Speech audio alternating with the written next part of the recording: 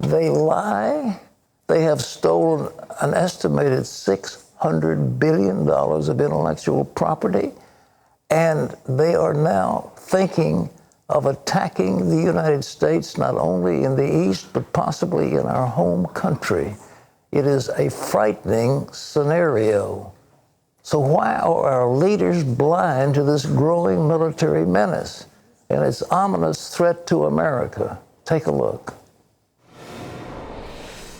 The idea that China is a threat to the United States will surprise Americans who are used to thinking of terrorism and Islamic extremism as the foremost national security concerns confronting Washington in the post-9/11 era.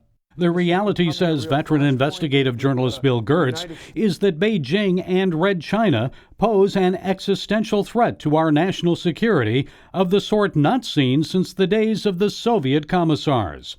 Whether we want to be or not, Gertz says we are engaged in a new Cold War.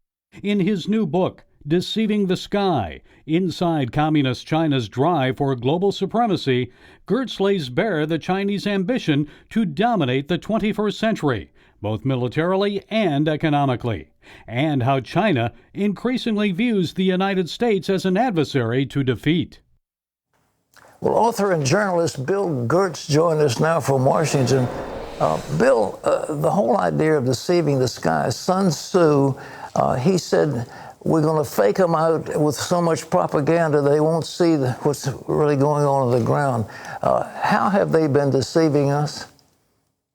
Well, it's been a massive deception operation that's been going on for about 30 years, and successive U.S. government administrations have fallen for it. I call it a 40-year gamble, and the gamble was that if we just trade with China, if we just engage them, if we're nice to them, that they will in fact become a benign power, and it's been an utter failure. We've seen China now is on the march around the world. They're pushing something called the Belton Road Initiative, which is a kind of a Trojan horse of expanding not just their economic power, but their totalitarian communist system as well. And it's taken a long time for people to wake up. Fortunately, I think the Trump administration is the first administration in decades to really look at the China threat and see it for what it is. Well, Bill, you know, they call themselves the Middle Kingdom. And it used to be that they wanted to contain themselves in the Middle Kingdom. They didn't have expansionist ambitions. Now, according to your book, they are building a Navy that's unparalleled. They have incredible new weapons. They're really going to attack America, maybe even bomb our homeland. Is that what you're saying? Yes. In Deceiving the Sky, I outline what China calls its assassin's mace weapons. That is, they're not trying to confront the U.S. military head on. They're really looking for niche weapon systems, and they are excelling in several areas. One which I highlight a lot is their space weapons. With as few as 24 missiles, they could literally cripple the United States by shooting down some satellites and making us unable to communicate, to have financial transactions. The second area is cyber attacks. U.S. intelligence has detected Chinese hackers inside of our critical infrastructure, especially our electrical grid. And the belief is that they're doing what's called reconnaissance, cyber reconnaissance, so that in a future conflict, they could get inside of our electrical grid and turn the power off. And that would, again, cause millions of lives, cost millions of lives, and create a havoc in the country. And this is not a theoretical threat. This is a real threat. Bill, your book opens with an attack on a satellite, one of our communication satellites. Was that fictional, or that really happened? That really happened. It was in 2007, and it created a debris field which has tens of thousands of floating pieces of debris, which now threaten both manned and unmanned spacecraft. The Chinese have changed tactics since that 2007 test firing. Now they're working on high-powered lasers, which are an ideal weapon to destroy satellites. All you have to do is heat up an orbiting satellite and you can fry the electronics or damage the optics that are used to communicate with the ground. So this is a growing threat. You talked about a railgun, too. I mean, something apparently they stole our technology, but what does that do? Is there some kind of an advanced artillery piece? Yes, railguns are the next generation of artillery. Basically, the Chinese have already deployed one on one of their ships. They've beaten the United States to it, but it's basically a high-speed projectile, which, again, doesn't have to be fired. It can be used through electromagnetism. And, again, it's one of those high-tech weapons, which, again, they've stolen from us. As you mentioned, the massive theft of American technology ranges from $250 billion a year to $600 billion a year. No nation can survive with that level of intellectual property theft. So unless we crack down on that, and I'm beginning to see that in the Trump administration, they've instituted a major crackdown on Chinese intelligence and technology theft. This Xi Jinping, you point out that he has one of his heroes is Adolf Hitler and Joseph Stalin, and he hates Deng Xiaoping and he hates Ronald Reagan. Talk to us about him. Yeah. Xi Jinping has emerged as the new Mao Zedong, who is the founder of Communist China. And he's taken unprecedented power. He changed the constitution to make himself dictator for life. And he's going about a kind of a scorched earth policy to really promote the communist ideology. His doctorate in college was scientific socialism, which is a euphemism for communism. And again, we see under Xi Jinping that they're instituting massive human rights violations in Western China. As many as 1 million and up to 2 million Uyghurs have been imprisoned in concentration camps. They're cracking down on Christian churches in China as well. They want Christians in China to read Mao's and Xi Jinping's words rather than the Bible. And so this is, again, it's a major problem. People are just beginning to understand that it is truly an existential threat to the United States. Well, the old saying was, we've got one China but two systems, and we can live in peace with Taipei. In your book, you indicated 2020 might be the time they'll try to attack Taiwan. Is that correct? Yes, the next decade has been described as the decade of concern, when we'll see that the Chinese are moving ahead with trying to retake Taiwan, which again is a democratic island off the coast of China and really poses a threat to the communist regime because it's such a vibrant economy and a vibrant democracy. And of course, we're seeing in Hong Kong the lie of the so-called one country, two systems, which when the former British colony, when it was reverted back to China back in '97, they said, well, you can keep your system. And now we see in 2019 that they're trying to impose the communist system on Hong Kong, and the Hong Kongers are resisting, and they're resisting in a very forceful way. Do you honestly think that the Chinese made time attack America? They've tried to move into the South China Sea. They've built up little islands out there. They've taken over the Spratlys. Will we stand against them, you think, militarily, or will we have the intestinal fortitude to do that? I think we will. Certainly, the Trump administration has indicated that. I was in Beijing in June of 2018 with then Defense Secretary Jim Mattis, and he basically told the Chinese that we need to settle this South China Sea dispute. The U.S. sees it as international waters. China sees it as a Chinese lake. And Mattis told the Chinese generals and Xi Jinping that if we don't resolve this, we're looking at July 1914, which is a not so subtle hint that some type of miscalculation in the South China Sea could lead to a world war. Have they got missiles and nuclear weapons capable of reaching the United States? Would they try an attack on our homeland?